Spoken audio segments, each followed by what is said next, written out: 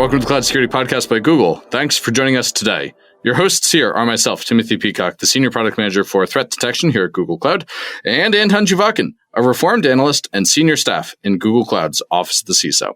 You can find and subscribe to this podcast wherever you get your podcasts, as well as at our website, cloud.google.com/podcasts. If you enjoy our content and want it delivered to you piping hot every Monday, please do hit that subscribe button in your podcasting app of choice. You can follow the show, argue with your hosts, and the rest of our Cloud Security Podcast listeners on our LinkedIn page. Anton, this is a fun CISO episode that's full of growth lessons, leadership lessons, interesting stories of migrating to cloud, and one of the strongest endorsements of cloud as both risk reduction and business velocity improvement I think we've gotten on the show to date. What did you think today? I think so too. I think that we should not lament that the episode did not cover how to improve configurations of your cloud armor or how to run SIEM or any of this. It's a really good episode with a guest who experienced some of the lessons that clients are learning today, but 8 years ago. Yes. So it's really fascinating that it's like for many companies, his past is the future. Yes. And that makes his lessons hugely valuable. Hugely valuable. And his advice is applicable to both CISOs all the way down to people who want to get started and get promoted in our field. And so maybe with that, let's turn things over to today's guest. With that, listeners, I'm delighted to introduce today's guest. Today, we're joined by Jeremiah Kung at AppLovin. Jeremiah, thank you so much for joining us today. I'm excited to have you here because we have something in common. We've both had the East Coast to West Coast experience. You know, I started my career in Washington, D.C., and I swear to God, the people I worked with at the startup I worked at first, Shape, to this day, if I get drinks with them, they rip on me for wearing a suit to my interview with them. Aww. So the East Coast to West Coast interview, the whole thing is very real. So what's your take on that distinction aside from costumes for interviews? Yeah, I totally get it. I'm not a big fan of wearing ties either. It feels like a weak pair of hands slowly strangling me all day long. Yeah, for me, it's more of a metaphorical one. I was born a West Coast surfer kind of guy for the longest time, but career-wise, especially making the moves, working for bigger banks, which I saw them as East Coast. Let's face it, the bigger banks are New York, North Carolina. It's very suit and tie, very more buttoned down, very much more about the controls, the frameworks, the committees, and InfoSec has to give the go-ahead before everything goes to production. West Coast being out here with places like Palo Alto where innovation is rampant and it's wonderful, you got to move fast. You live by the speed and the velocity of your releases. And if someone's slowing you down, they're going to keep you from getting to market faster than your competitors. So it's a very different approach to information security. I remember earlier when I started speaking about this about a year ago, you can tell all sorts of funny stories about being at an East Coast company and, you know, all the red tape you have to go through and everyone kind of sighs and kind of agrees with that. But, you know, at the end of the day, West Coast, you have other risks you need to be aware of too as well. And it's about trying to find that balance and attending to what the risks are. So the fundamentals don't really change, but out here you have to innovate faster? Innovate faster. And I think really what you need to understand to have is a clarity of the risk, right? To really understand what the risk is. Coming from a big bank, of course, losing data is a huge thing. Operational risk, regulatory risk, and there's all of that layers that you need to go through. With the West Coast, you really need to kind of understand, okay, how's this company making money? Where's all our data sitting? And, you know, what are all our attack surfaces? So I think this is a basic step for anybody in information security is to really understand what the asset inventory is, including intellectual and data assets. Mm-hmm, mm-hmm. But it's not just small company, large company, though, because it sounds like if you are on the West Coast startup, your risk of just dying, the risk of startup going kaput, deep in my heart, I think it's more important than cybersecurity risk. I'm joking about it, but ultimately I understand if I am a startup guy, the startup going out of business is a higher risk than security issue. Of course, security issues can also drive you out of business. Yeah, I get that. But that's not just what you're talking about, right? There are other issues. Yeah, absolutely. Other issues on that. Because the operational risk is, again, if your competitors beat you and you lose market share, okay, yeah, regulators are going to come after me or something like that, but it doesn't really matter. I'm out of business. What's the big deal there? But at the same time, if you do get breached, that's going to make you lose market share as well. Mm-hmm. So you need to kind of figure out what that balance is.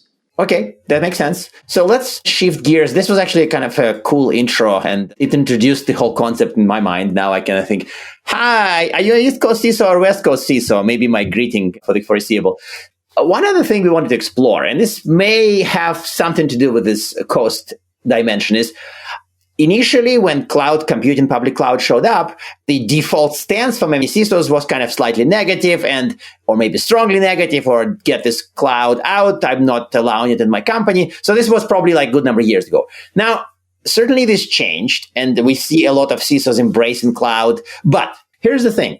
We hypothesize that there are CISOs who are active cloud fans, who kind of want cloud because it's better. And admittedly, we have a CISO here, Phil Venables, who is of that type, but he joins Google Cloud because of that belief, presumably. Now, the other CISOs who think cloud is just superior for security, and they're driving cloud adoption as opposed to resisting it. What is your take on this? Yeah, it's a great point. I've seen both sides of the coin. I've talked to people on both sides of the coin on this one. And I'm kind of obviously in the more cloud-centric side, but I'm a little bit more in the middle to the left of that, if that makes any sense. I'm very pro-cloud. I think it deals with very efficiently a lot of the old concerns that you would have about security, patching updates and vuln scans and vuln updates and all that other type of stuff, because you can spin these things up so quickly, the fixes, and release it out there. It's not back in the old days, some guy with a CD running around from every server trying to load and update patches and stuff like that. You know, that's such a funny thing to pause on, because maybe this is my youth speaking. I sometimes forget that people had to do that. And I think for a lot of our listeners, it's hard to appreciate that, yeah, really, that's how it used to work. If you had to patch something, it wasn't Terraform apply my new version. It was a dude with a CD in a server room somewhere. That's crazy. Oh, yeah. Yeah. And if you were in a freeze period to try to do patches, you had to go through all sorts of updates and things like that to try to get in, and it gets all sorts of approvals. I think that with a CD is the least of your problems, is the talking to all the layers for making a change, submitting requests in paper forms, ITIL bureaucrats. I think the dude with the CD would be like, dude comes in, sticks the CD and does the patching. That's fast. No. But some of that still exists, right? You still need change windows. You still need approval. So maybe here's a question: is how does cloud for you as a CISO change that part of the equation? What's the non-technical changes? Improved, not changed. Take this pessimistic stuff out. How did cloud improve this for you? Anton, I think that's known as leading the witness. Okay, fine. Yeah, I feel like you're trying to give me what the answer is there. But I mean, the thing is, I'm already on that side. It's really the visibility. Because, being at AppLovin, we're strong partners with Google Cloud, and being all in Google Cloud, I can really see where our assets are. I could see trends over time. I could see the logging and the monitoring and all the alerts and the vulns all in one spot, which is very nice. But I get it. Not every company can be 100% in the cloud. I would imagine at a bank, you're going to, at best, be some kind of hybrid approach to that, depending on the size of the bank. And I could see and outsource a lot of the running around changing. I just had this question the other day dealing with some audits. Hey, show me when's the last time you changed and rotated your keys and how often that is. Well, being in Google Cloud, they do that for you. And you guys do a random rotation of that, whereas I think AWS does it to make sure the keys are rotated every 365 days, according to NIST and FIPS standards. You guys do a random rotation, which it could be 2 weeks, it could be 365 days, but at some point those keys will be rotated. So that's kind of the intelligence behind, to keep it random, to keep it fresh, to keep it on top. I appreciate that from a security perspective. And I don't have to rely on the team to constantly run in and out and changing keys and this and that. Even at a cloud level where you have to, you can just terminal in and do that. This is just handled for you. And as we moved more and more to Kubernetes, more and more to serverless environments, these old ways of needing to do security become less and less impactful. But then again, there's always a new attack surface that has yet to be discovered. New problems are going to come and show and raise their heads from a security perspective. We're just on the way of discovering what those are. Yeah, that makes a lot of sense. So I want to go back in time a little bit to maybe when cloud was newer for you. I understand you were part of some big migrations back in the day. What did you learn about doing those, quote unquote, right? I was really lucky to be with Capital One 2015, 16, sometime when they were deciding to be the first big bank to move everything 100% into the cloud. So famously cloud forward. Yeah, very cloud forward. Yeah. So how did that go? It was a lot of sleepless nights, a lot of work, but it was really interesting. It was great to be part of that team to really learn how cloud can mitigate, how to move quickly, how to combine the teams. I think one of the things that I found to be the right way of doing things was they took a very strong 2-in-the-box approach, really kind of a 3-in-the-box approach. And what they mean by that is For those teams to move forward, the development team would have one lead that was the business lead and say, hey, this is what the customers want. This is what the industry and market trends are looking at. And then there would be a tech lead say, okay, this is what the teams can develop and how long it's going to take. And then I kind of squeeze my way in there to become that three in the box of the security perspective to listen, okay, this is what the business wants. This is what tech can provide. And here's the risk and the risks we need to mitigate. And to have that conversation was invaluable, because you got it from every angle. You didn't just hear what IT said, that I can only do so much and why is the business wanting that. You got to hear it from the business, exactly what they wanted, how they wanted to do things, and why too, and why this was important for the business. That makes a ton of sense. So what were maybe some, for people in a similar boat in the future, how did you get effective at communicating the risk to people? How did you help business understand that? How did you help IT understand that? What was it, the saying that they say, fools talk, cowards stay silent, wise people listen. And that was really kind of key for me on that one, was at first listening to the business, understanding their pains, understanding what they were challenged with. This really helped me to assess my risk and also come up with mitigation plans that would work for the business. Again, same approach with IT, is understanding, okay, what are their pains? Where are they coming from? And this way I can come up with what the plans should look like with considerations for everybody across the board. Okay, so wait. Sorry, Tim. I'm kind of curious about it, but I'm nervous that we are kind of reducing all this to effective communication only. Is this, sorry, this doesn't sound very right, but the point is that effective communication clearly had a huge role, but were there other pillars for success? Because a huge migration of the first half of bank to the cloud had other tricky elements, right? Yes, that was another one. What we had was a very strong partnership with our cloud partners at the time. They had been sitting and working with us, especially since there were no frameworks, there was no really references. I remember even the regulators at the time were saying, okay, that's great, you guys are doing that. Can we just sit and listen to see what you guys are doing so we can kind of spread this out with the rest of other banks and standards out there? I think the key partnerships with your vendor, your cloud vendor specifically, was invaluable. Providing advice and having that back and forth feeds. I remember working with one particular tool. We said, hey, this encryption standard is not really up to snuff. Could you guys work on that and develop something? And sure enough, I think within 2 or 3 dev cycles, they had something that was what we needed. To this day, I find that to be an ideal approach, working with my cloud vendors or just any vendors that I have. I appreciate those who will sit down, listen to me and hear my complaints and do the whole listening and coming up with an approach. I think almost all my security vendors I'm using, as well as the cloud vendors with you guys, have that type of approach. Okay, that does sound like real magic for a lot of more technically minded leaders I've met. So this is solid. This advice is worth the price of podcast alone, in my mind.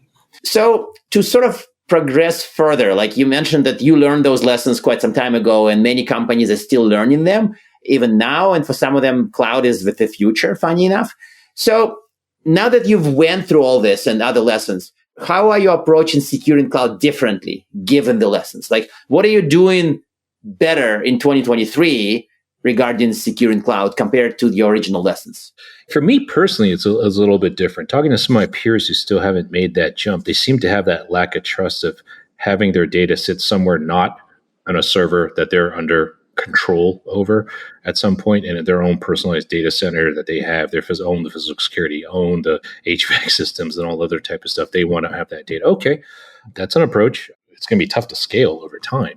I think one of the things that I found to be very successful here that's helped me is reading a lot of reading, a lot of talking to other peers in the industries and a lot of vendors, going to these discussions to stay on top of what the recent threat is and what the other trends are and what the solutions are out there. I think that's key. We're a community, and that has to be pushed forward, if that makes any sense, to continue to talk to folks. I think sitting in your own little silo is not going to work very well. Well, I don't think I know. Yeah.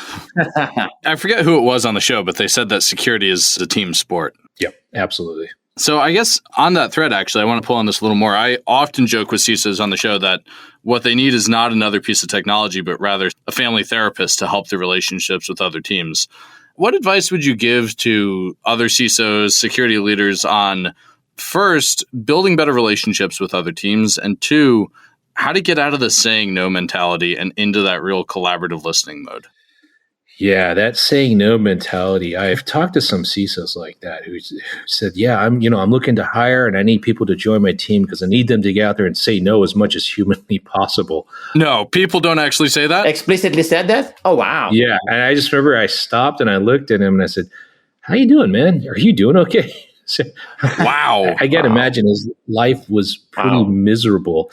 Hey, maybe if you're working on a highly top secret government project where you got to hide the alien bodies, maybe. That's a good example. Yikes. Yeah, I think a family therapist is a great way to do that, to work with their teams. But I think really at the end of the day, it's not that hard. Everyone wants to do a good job when they come to work, hopefully, and everyone wants to get along with their workmates. So I think the thing is just the key is to be available for them. If they have questions, try to initiate those conversations and also learn when to back off. Everyone's busy. They have a lot of their own success metrics they have to shoot for. So if you could be part of that formula, great on a day-to-day basis. But if they're a little too busy for you, come back at a better time. Pizza and beer is always a good way to go as well. But I think it's just trying to be as value add as possible at all times and be understanding that everyone's trying to get their jobs done as well. I think that's key. That's good advice, not just for security leaders, but for PMs as well. One of my favorite piece of advice for PMs I ever heard was framed as bring the donuts. And I think security is kind of this way too. With PMs, nobody invited you and they can get along just fine without you for the most part. So you've got to really understand where they're coming from and what value you're bringing to the equation if you want people to work with you constructively. Yeah, it's knowing your role. I mean, security can be a value add and can be positive for the business, but a majority of the time we're kind of a cost to that business, right? A necessary cost and maybe hopefully a helpful business benefiting cost, but at a cost nonetheless. People aren't usually going to go to the company for how secure it is, especially on the West Coast. It's about how much money or how handy their product is first. And security is kind of a second thought, but we can definitely work together on that. Yeah. I have heard some pretty inspiring stories on this show and in my professional life of how security helps teams move faster by taking, say, risk out of the equation or automating away some risk. And so I think maybe in cloud, due to its nature, there's unique opportunities for security teams to be helpful there. Oh, yeah, absolutely. Usually, if you're already moving into the cloud, you're kind of taking a fresh start. And that's where you can really do the security by design. I get it. If you're on mainframes and you've been around for 30 years and now you're the new security person, it's really to go back and difficult to do security by design from the start, right? You're kind of retroactively trying to find fits here or there. But starting fresh into the cloud, it's like, okay, we could do this by design. App11's been great about kind of doing that with protecting their data by saying, hey, I don't need a lot of sensitive data. We're going to try to use our own attribution formats and other types of formulas to grow our customers' business without taking on a lot of that sensitive information. So that helps reduce the risk, again, secure by design. So this is good. This is actually excellent. Okay, Tim, you can make fun of me for saying excellent, but this is excellent. However, excellence hasn't spread uniformly, right? And you do see people who are still in the saying no mentality. And regarding architecture, we do see a lot of people still stuck essentially in the 90s regarding architecture. They want to lift and shift, or they're even debating whether this new cloud thing is for them.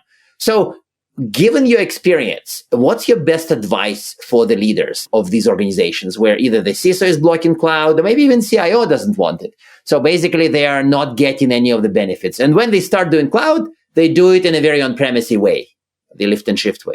Yeah, that's a tough one because you're really trying to tell somebody to change their entire point of view of how they do Yes, things. that's exactly right. Yeah, you need to have that aha moment, travel to Damascus moment for them. And I don't think I could give them individual advice to have that aha moment other than travel the world, talk to folks and, experience and see what else is out there. I know for App11, when we jumped over 100% into the cloud, our business just naturally spiked because of the efficiencies of how quickly automating compute usage was with that intelligence to go up and down for what our demands were. That's amazing. Yeah. And, again, that's with a strong partnership with Google on that and having just an incredible team that really kind of jumped to everything that we needed, which was fantastic. Not easy to find in the industries all over the world. So that was really helpful. But I think they need to talk to people who have those success stories and just to see what it is. I think at the end of the day, if those folks would talk to the business more and to see what the business needs, they'll kind of start to see, that it makes sense. It's where we need to kind of move towards. But that has to be that personality of, I got to get out of my silo. I got to talk to people out of my comfort zone because you may not be a business person. You could be a genius InfoSec person. But if you don't get the business and have that background, it's going to be difficult to travel far. Yeah, that's for sure true. It reminds me of that saying, if you want to go fast, go alone. If you want to go far, go together. Yeah, You really can't go far in security unless you can bring other people on board. And that's one of the things we've talked about on another show, I think a CISO episode, talking about the challenge of developing people who've excelled for their technical skills as they rise in their career to then excel on non-technical skills. What advice do you have for those people to make that leap from I'm great because I can understand X509 to I'm great because I can convince the person down the hall that our interests actually are aligned? Yeah, that's a great point. So even on my own team right now, I have people who are very smart, very technically have done some great things, and they want to get to that next level. So for me, to that level, to try to help coach them along those lines, I recommend understanding all the different domains and then having a very strong relationship with the business and spend time with them. I think peer mentorships and things like that to do exchange programs within the company are also very important to understand how the business works and just spending time with them. I think I guess it's almost like what a social CISO type of program. It's just very social, and it's really about getting outside of your shell and understanding everyone else's pains and what their goals are to win for their game. That's really kind of at the end of the day, yes, technical, that's good. You need that, absolutely. But it's all about people, processes, and tools. It's a three-legged chair, right? So people are so key. And I find a lot of the really, really smart InfoSec folks tend to focus on the tools, and everyone ignores processes, right? No one wants to document anything, but that's also very important too. So those are kind of key aspects. But this sounds like hard work. It can be, but it's really depending on your personality types. But it's really not too hard. There's a lot of great classes out there to kind of coach yourself through and just the ways of thinking about stuff, which is good. I read this great book called Super Forecasting, which was Phil Tetlock wrote this. And it was really about a way of how to think things differently. You don't have to be highly educated. There's these experiments that they use folks to become quote unquote super forecasters. And some of the best performers, one of them was a housewife who just had a high school education. But because once she learned how to use a little levers and stuff to do the math on this, it became about how did she see things and how she thought about things. And it was about, okay, most people would see an event and automatically change their opinion about something broadly. For her, it was about, okay, that it changes my opinion a little bit towards this direction. And then she would gather more and more data.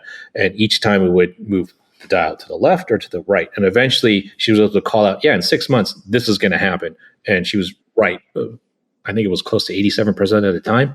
People like that had that kind of approach was really helpful. And I think, again, that kind of breaks down from what we're talking about today is about seeing the trends and kind of seeing the forest of the trees and then looking at every piece of information and don't just stick to one piece of information, which might be legitimate, but have that kind of shade your whole approach. You got to see all sorts of factors to kind of come in and see at the end of the day. And I think if you do that, you're going to see that cloud's going to be, for most cases, not all. Again, if you're hiding UFO bodies, okay, maybe not.